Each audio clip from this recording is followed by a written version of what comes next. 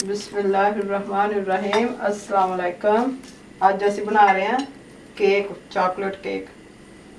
ਸਭ ਤੋਂ ਪਹਿਲੇ ਅਸੀਂ 3 ਅੰਡੇ, 1 ਪਾਉ ਮੈਦਾ, 1 ਪਿਆਲੀ ਆਇਲ ਦੀ, ਅੱਧਾ ਕੱਪ ਦੁੱਧ ਦਾ ਤੇ 2 ਚਮਚ ਇਹਦੇ ਪਾਊਡਰ ਦੇ ਹੁਣ ਪਾਵਾਂਗੇ ਇਹਦੇ ਵਿੱਚ ਕੇਕ 'ਚ। ਹੁਣ ਤੁਹਾਨੂੰ ਮਿਕਸ ਕਰਕੇ ਦਿਖਾਣੇ ਆ। ਇਹ ਚੀਨੀ ਆ ਪੀਸੀ ਹੋਈ, ਇਹ वाली ਅਸੀਂ पहले पीस ली सी। 1 प्याली है। पहले अंडे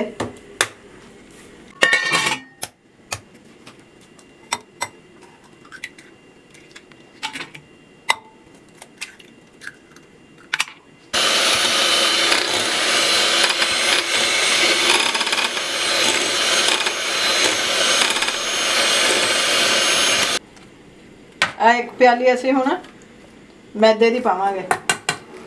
1 पाव आ ਇਹਦੇ ਵਿੱਚ ਅਸੀਂ ਹੁਣ ਪਾਊਡਰ ਪਾਵਾਂਗੇ। ਹੁਣ ਅਸੀਂ ਪਾਵਾਂਗੇ ਬੇਕਿੰਗ ਪਾਊਡਰ।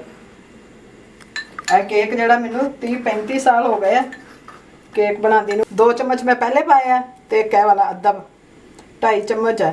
ਤੇ ਹੁਣ ਅਸੀਂ ਪਾਵਾਂਗੇ ਚੀਨੀ 1 ਪਿਆਲੀ।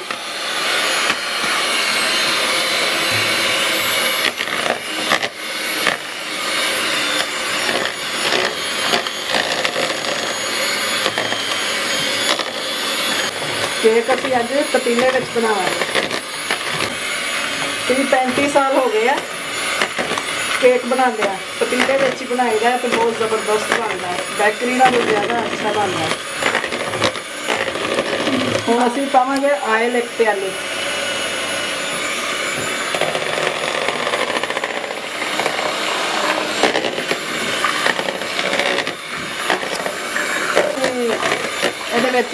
चीनी फेंटी है, आयल फेंटिया, हम असीं मैदा पावांगे।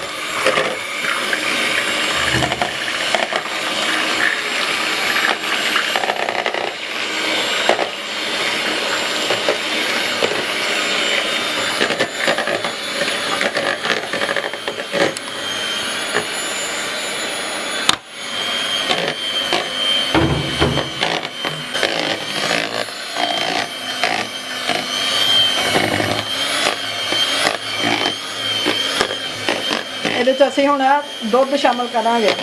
ये मलाई 1 चम्मच, अद्धा कप दुध का। पतला भी ना हो, बहुत गाढ़ा भी ना हो, बिल्कुल परफेक्ट है। देखो पतीला असीं रख दिता गर्म। 15-20 मिनट हो गए हैं, गर्म हो रहा वा। असीं 1 चम्मच चॉकलेट पाउडर पा रहे हैं विच इहदे।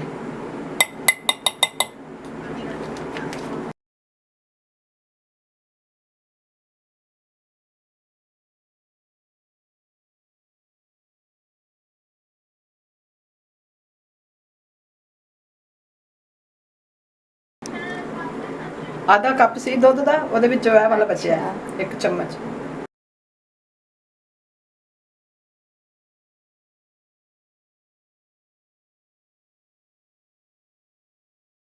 ज़्यादा लग गया, इन्हें थोड़ा पहले साफ कर लेंगे। आ सांचा है साडा जिहदे विच असीं केक बनाना है। असीं आयल लगा लिया, देखियो अच्छी तरह सारे साइडां ते। हुण असीं ਇਹਦੇ 'ਚ मैदा लगावांगे, तुहानूं दिखाने हैं।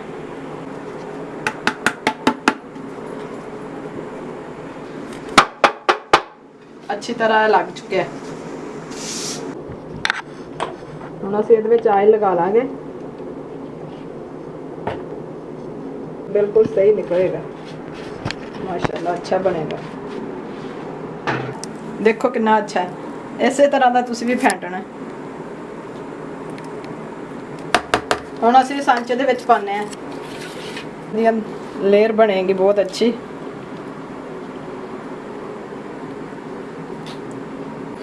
ਹੁਣ ਅਸੀਂ ਪਾਵਾਂਗੇ चॉकलेट वाला।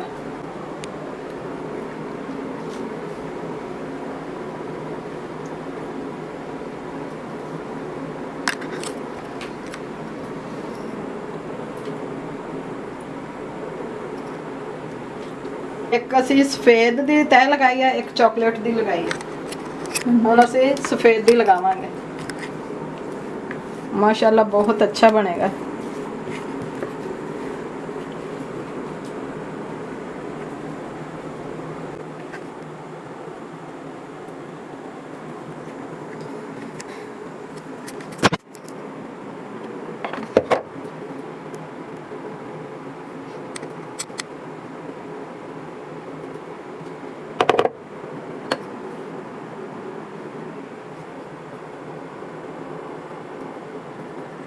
ਆ ਇਸ ਤਰ੍ਹਾਂ ਕਰ ਰਹੇ ਹਾਂ ਕਿ ਇਹਦੀ ਹਵਾ ਨਿਕਲ ਜਾਏ। ਹੁਣ ਅਸੀਂ ਇਹਦਾ ਥੋੜਾ ਡਿਜ਼ਾਈਨ ਬਣਾ ਦਾਂਗੇ।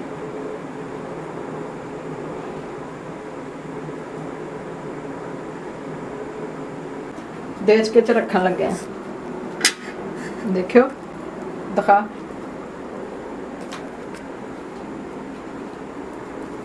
इस वास्ते पूना दे रही हैं कि ज़रा साडा प्लेट जिहड़ी है ऊपर नीचे हो जाती है, इस वास्ते यार इन्हू चुकना नहीं तुसी बार बार। अगर चुकोगे तो केक बैठ जाएगा तुहाडा। असी हुण उदों ही चुकांगे जदों ये बन जाएगा, इहदा टाइम पूरा हो जाएगा। दिता 40 मिनट दे विच केक साडा बन गया। एक पाओ दा वा केक। चुल्हा बंद करन तो बाद 15 मिनट असी 10 मिनट जिहड़ा विच रख दिता सी, ढक्कन ऊपर ही रहन दिता सी कि ये अच्छी तरह सही हो जाए। तो फिर उस टाइम कढ़ांगे तो फिर वो जल्दी जुड़ जाता है, इस तरह नहीं होएगा। हुण तुहानूं कढ़ के दिखाने हैं। देखो कितना अच्छा बनया है, देखो सॉफ्ट। आ इहदी निशानी है केक अगर इत्थों फट जाए तो समझो कि बहुत अच्छा बनया है। देखो देखो कितना अच्छा माशाल्लाह बनया है। देखो केक साडा 40 मिनट में तैयार हो गया। देखो कितना अच्छा माशाल्लाह। बहुत